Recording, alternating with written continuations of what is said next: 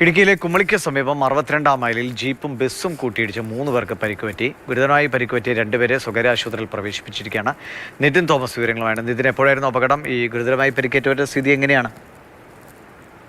ദിവിഷ്, ഉച്ചയോട് കൂടിയിട്ടാണ് ഇത്തരത്തിലൊരു അപകടം കുമളി 62-ാം മൈലിൽ വെച്ചിട്ട് സംഭവിച്ചിരിക്കുന്നത്. തൃശൂർ കോടാലിയിലെ വ്യാപാരി വ്യവസായി ഏകോപന സമിതി അംഗങ്ങൾ സഞ്ചരിച്ചിരുന്ന അവരുടെ വിനോദസഞ്ചാര സംഘം സഞ്ചരിച്ചിരുന്ന ജീപ്പും അതുപോലെ തന്നെ സ്വകാര്യ ബസ്സും തമ്മിൽ കൂട്ടിയിടിച്ചാണ് ഇത്തരത്തിലൊരു അപകടം ഉണ്ടായത്. അപകടം നടന്ന വളവിൽ 62-ാം മൈലിൽ ഈ മറ്റു വാഹനങ്ങളെ മറികടന്ന് ഓടി വന്ന ജീപ്പ് ബസ്സിലേക്ക് ഇടിച്ചു കയറുകയായിരുന്നു.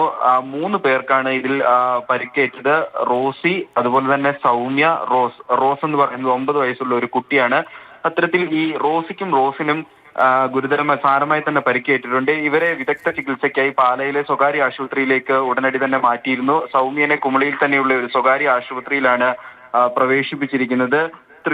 തൃശൂർ ചാലക്കുടി സ്വദേശികളാണ് മൂവരും. ഇന്ന് ഉച്ചയോടെയാണ് ഇത്തരത്തിലൊരു ദാരുണ അപകടം ഉണ്ടായത്. ദിവിഷ്, ശരി. നിതിൻ തോമസ് ആണ് വിവരങ്ങൾ നൽകിയത്. 3 പേർക്കാണ് ബസ്സും ജീപ്പും കൂട്ടിയിടിച്ചുള്ള അപകടത്തിൽ പരിക്കുപറ്റിയത്.